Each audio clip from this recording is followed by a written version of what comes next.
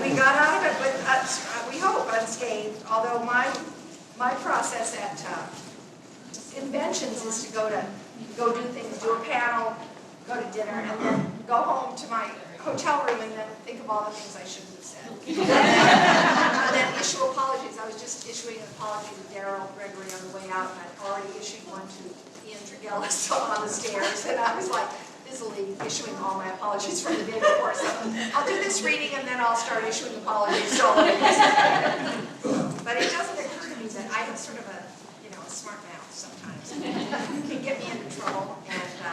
And they were suggesting last night before the signing that I have a couple of drinks to loosen my tongue, and I'm like, as if it were not already loosened up. So no, I passed on that idea. So, but one of the best things, I was on a panel one time. Somehow we turned to the topic of mind reading, and I said, oh, one of the best things about the world is that we don't have telepathy, And the moderator turned to me and he said, well, but you always say exactly what you think. I mean, we always know what you're thinking. And I thought, you have no idea. And if you did, your head would explode. Anyway. So I'm not going to tell you what I'm thinking either. But I'm going to read from my new novel, and I apologize if you have heard this before. All I have is chapter 1 that's in any shape to read. So this is my UFO novel, which I have told some of you about. I decided that I wanted to do a total change of pace from my Oxford historians and my time travel stuff. So I am writing a novel about alien abduction, Roswell, Area 51, Las Vegas, the just closed Liberace Museum, Rachel, Nevada, a town of 9, and other things. Crop mutilation, crop circles and cattle mutilation,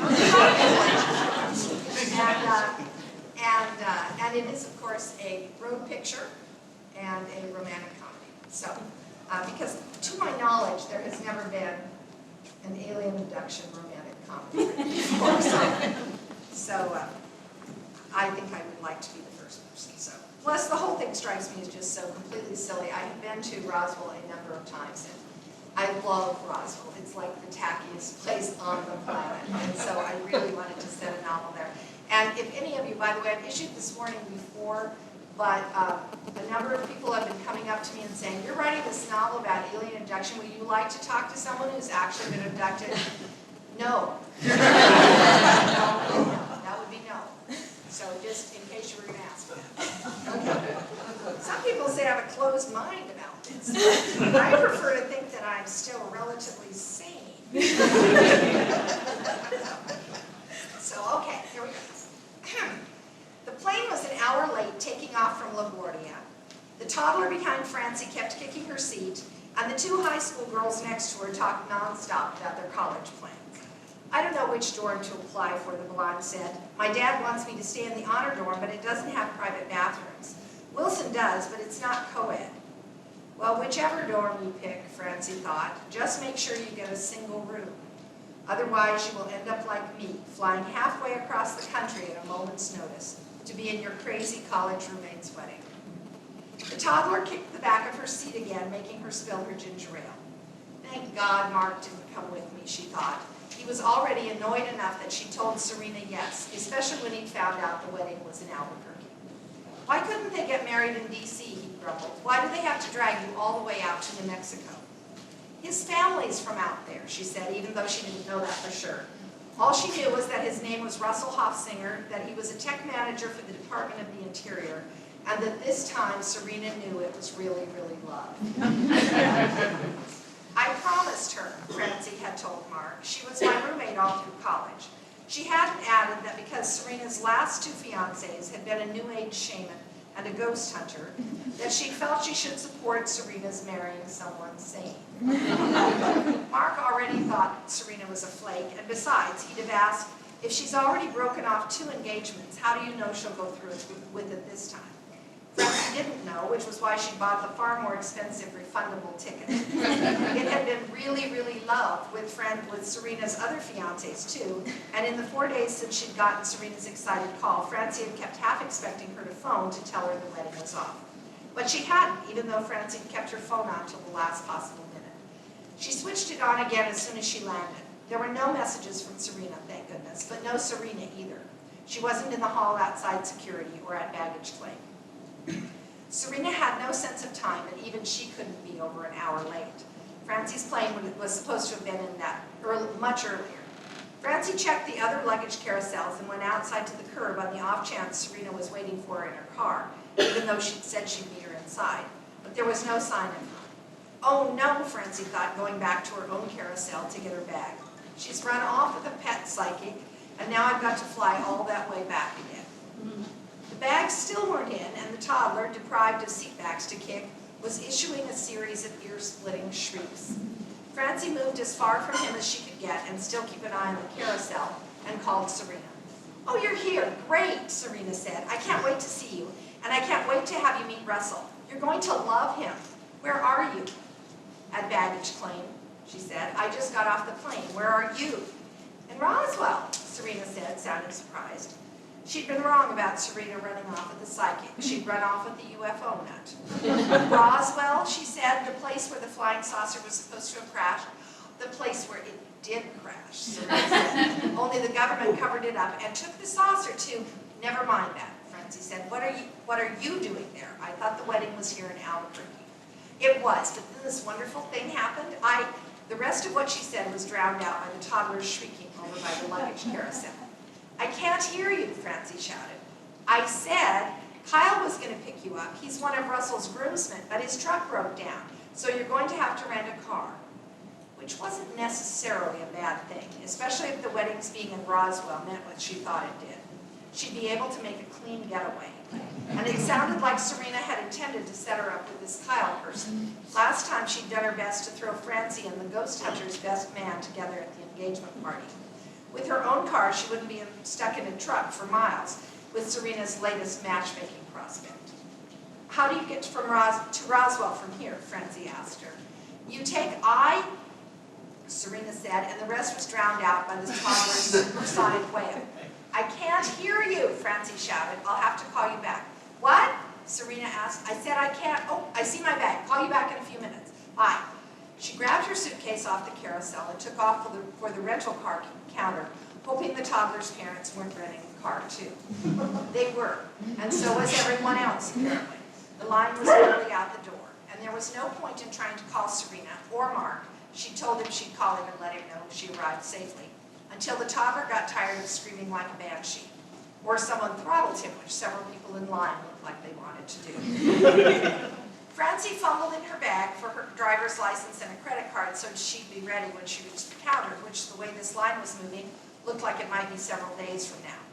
The rehearsal wasn't scheduled until 5, but she had no idea how long it would take her to get to Roswell, or even what time it was. Was New Mexico on Mountain Standard Time or Pacific? And were they on Daylight Savings Time here? She knew Arizona wasn't. She turned to ask the grandmotherly-looking woman behind her, and then remembered her phone would have the right time. She checked it. 2:32. Then she should be all right, provided it didn't take too long to drive to Roswell. She turned to the grandmother again. "Do you know how far it is from here to Roswell?" she asked. The grandmother's face lit up. "Oh, are you going to the UFO festival too?" A UFO festival. Thank God Mark hadn't come with her. "UFO festival?" she asked warily. "Yes, they have it every year on the anniversary of the crash." "It's wonderful," the woman behind the grandmother said. "There are all sorts of speakers and panels, and there's a parade and movies and all sorts of special guests." The grandmother nodded. "They had 40,000 people attend last year. You'll have to come." "I can't," Francie said. "I'm here for a wedding." "Oh, how nice," she said, and a woman farther back in the line piped up. "My niece got married at the festival last year. All her attendants were dressed as Greys." "Greys?" Francie echoed weakly. "ETs," the woman said. "Aliens. There are 3 kinds of extraterrestrials," the grandmother explained. Rays, those are the ones you see pictures of with the silver skin, big heads, and the almond-shaped eyes. And reptilians, those are the bad ones. They want to take over the earth. And then there are the Venusians. Is the wedding you're going to go to having an alien theme? The woman persisted. I don't know, Francie said, thinking, yes, you do. This is Serena we're talking about. Thank God Mark hadn't come with her. Do you know how long it takes to get there, she said, to change the subject to something less bizarre? 2 hours, the husband of the wedding woman said, and the man behind him shook his head. Which way are you going, he asked Francie. I don't know. If you go down to Belen and take 60, it'll only take you an hour and a half, and there won't be as much traffic. You're not driving down alone, are you? The grandmother asked nervously. Over half of all abductions happen to people when they're in their car alone. And there was a sighting last night, the wedding woman said.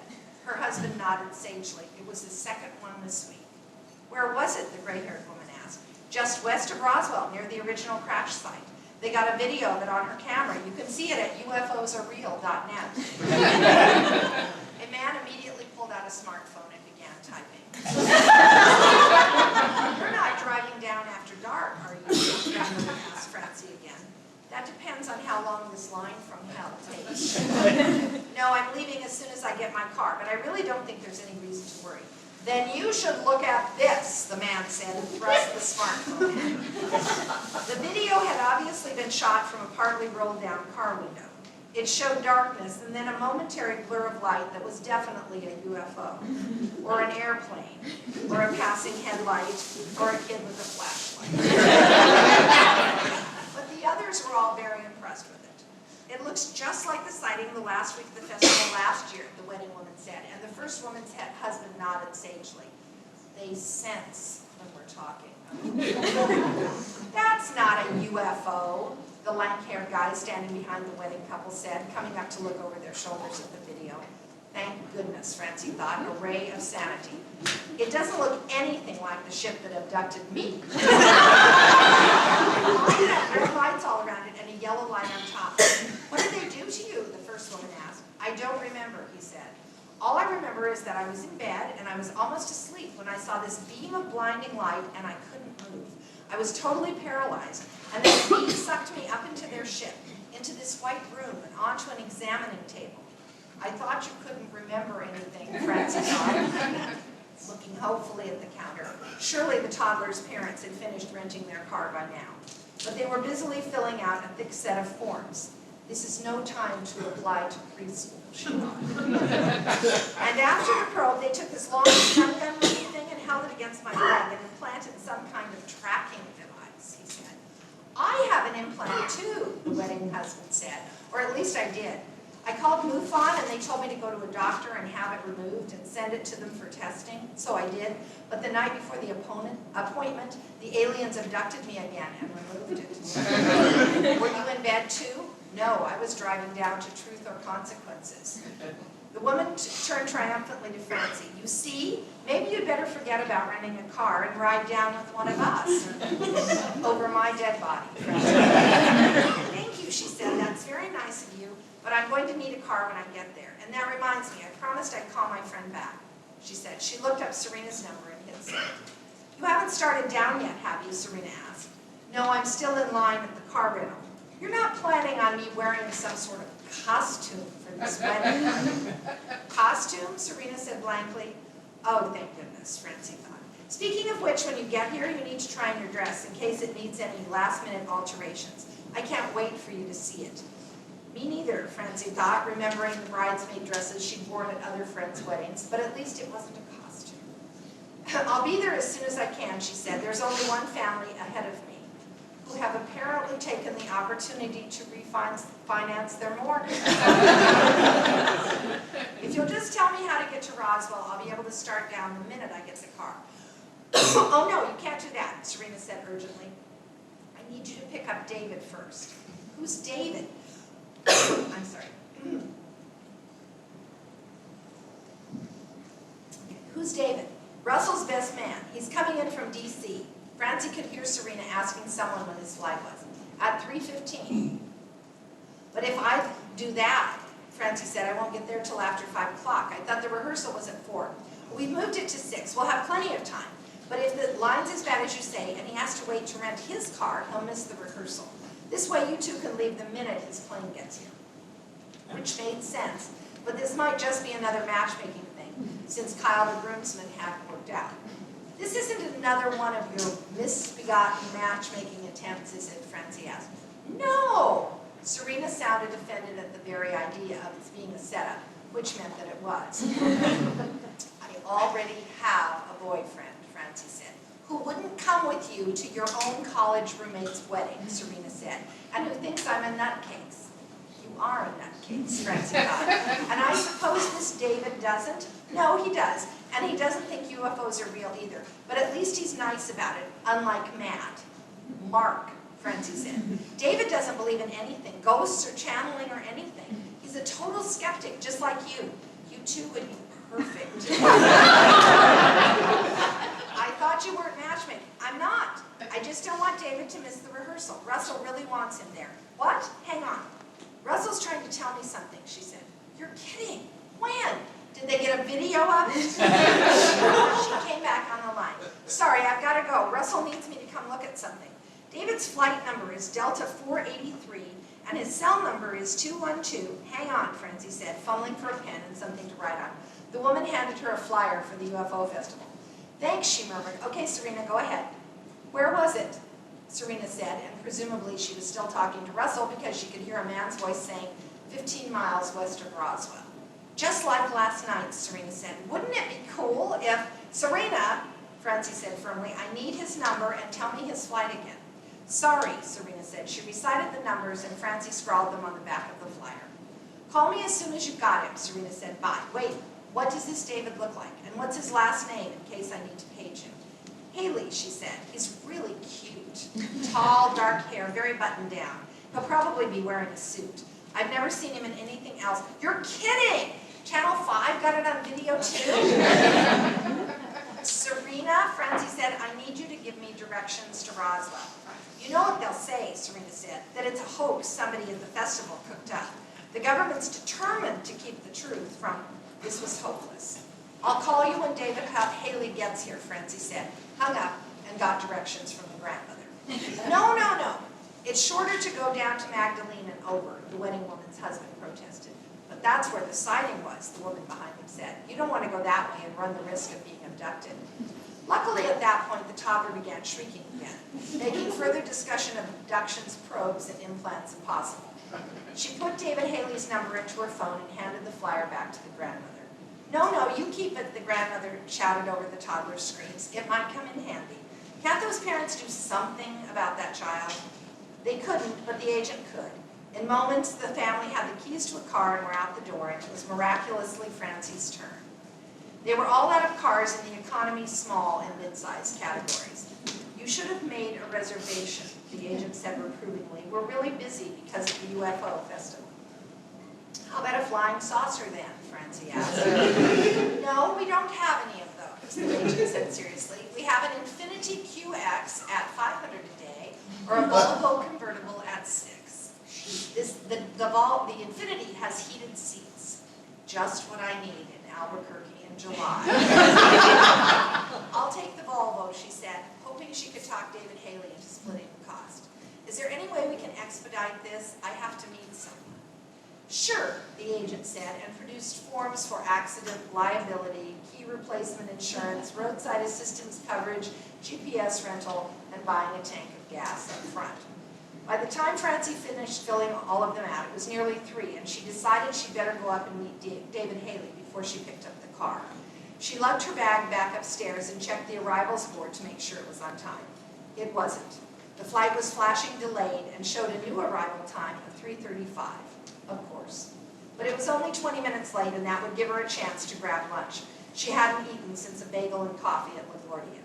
She wheeled her bag over to the cafe. There was an arrival board posted just inside.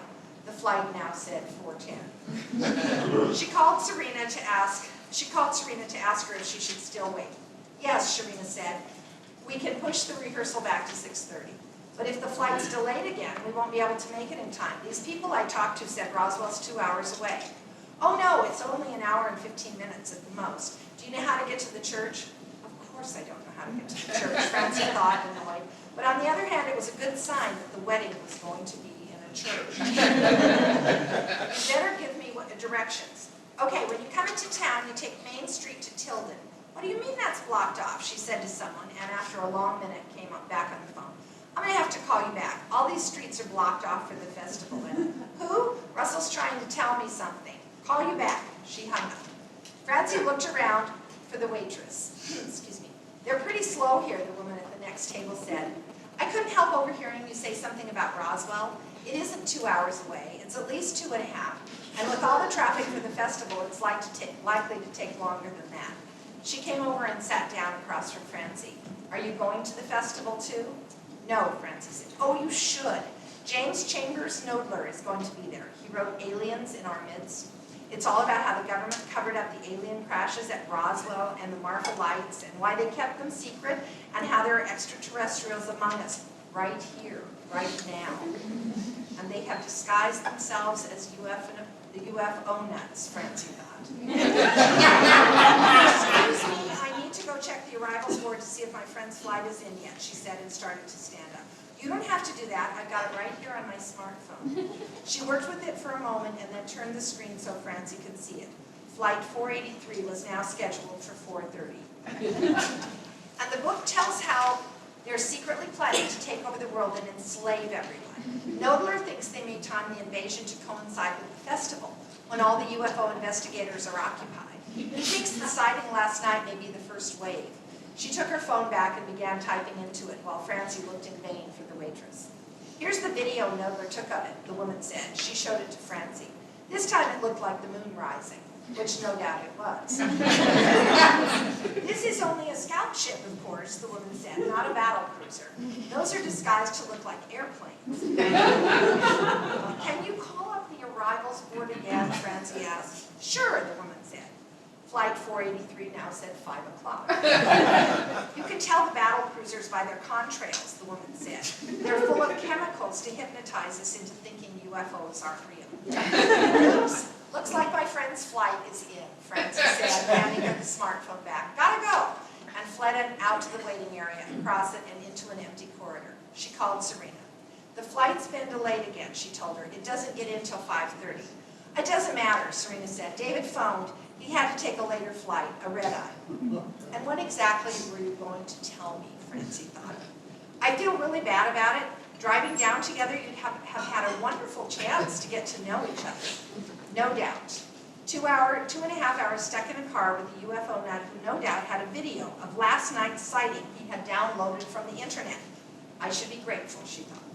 But there was still an hour and 15 minutes, or an hour and a half, or a 2-hour drive to face, and a traffic jam, and a deadline. And she still had no idea where the church was. You still haven't given me directions to the church, she said. How do I get there? You don't have to, Serena said. The minister wasn't willing to move the rehearsal back, so we decided to have it here, since that's where the wedding is. We were only having it at the church because this was booked for 5. But now that we've moved it back to 6:30, there's no problem, and this way we'll be rehearsing in the actual place. Which is where? Francie asked, hoping against hope it was a hotel ballroom, or Russell's house, or a field. Oh, didn't I tell you? Serena said, the UFO Museum.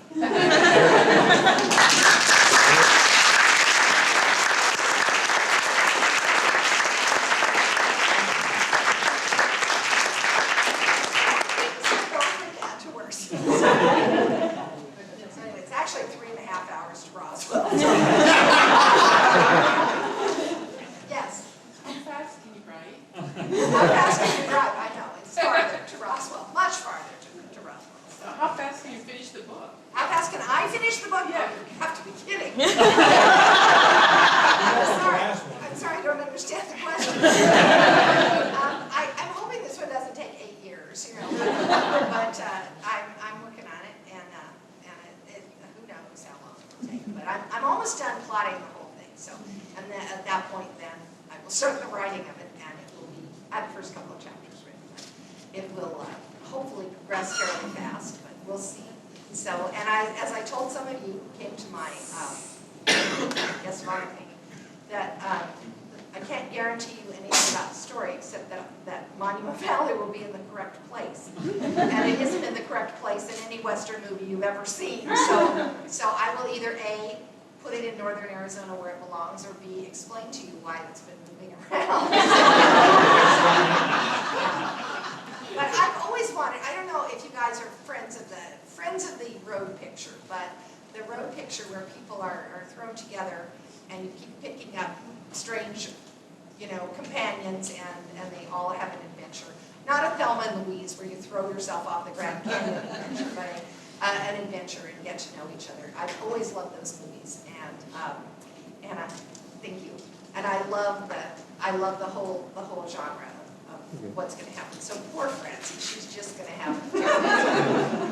But I will also explain, the other thing I plan to really go into is, the thing that has always driven me crazy about UFO novels and UFOs, the serious UFO stuff, is why on earth would they come here? We are the Lyman, Colorado of the galaxy. We are in the middle of nowhere, and we have nothing that could benefit anyone.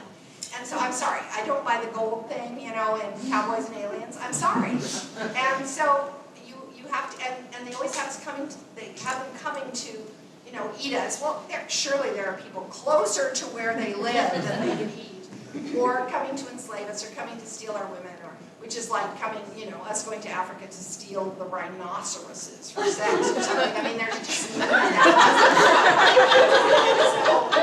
all of the reasons that they give, or to come and save us from ourselves. And if I was an alien, I'd be going, I've seen the Republican debates. I'm not touching it.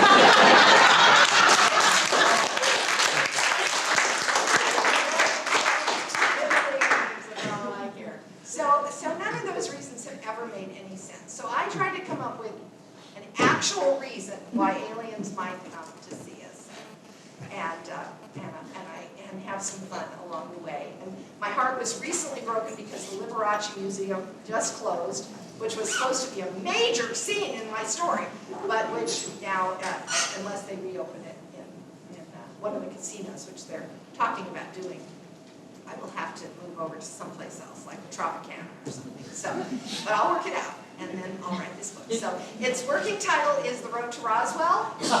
We'll see what the rest of the title is really, and what the rest of the book is. But anyway, she's telling us time. If you want to talk to me, you can talk to me in the